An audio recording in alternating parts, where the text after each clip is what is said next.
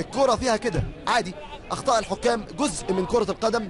ياما ظلم الاهلي وياما استفاد الاهلي وعديد الانديه من اخطاء الحكام، لانها جزء من اللعبه وجزء من كره القدم. حسام غالي بيتكلم معاه بيقول له مفيش داعي للكلام ده يا حسام، فعلا الاهلي ماشي كويس. ضربه جزاء مش موجوده تقريبا، نتفرج عليها تاني اكيد.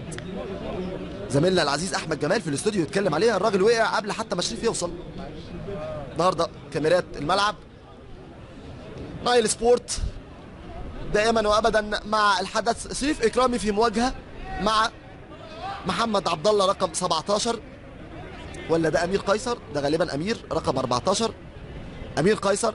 ضربه جزاء على النادي الاهلي، ولحظه لتغيير مفصلي في المباراه. هيتعامل عليها ازاي شريف اكرامي؟ يتحرك شريف، اوه يا ولد يا ولد يا ولد، حطها حلوه امير قيصر، حطها ممتازه، موه بجسمه قبل ما يحطها. هدف التعادل، يرجع تاني المباراه زي ما كانت. ولسه بقول الاهلي خايف يتلط، سجل على طول. واحتفال على طريقه البلاي ستيشن لامير قيصر. يا ولد شوف دخل بصدره كده، خلى شريف بره اللعبه تماما. واحد النادي الاهلي، واحد نادي الرجاء. نبدا تاني ومن تاني يعاد شريط المباراه لنقطه البدايه. تقدم الاهلي عن طريق بيتر إبويمبي، وتعادل الرجاء من ضربه جزاء تبدو ليا في كابينه التعليق غير صحيحه. نتكلم عليها ازاي في الاستوديو، نتكلم عليها ازاي مع الكابتن عصام عبد المنعم والكابتن علاء نبيل وكابتن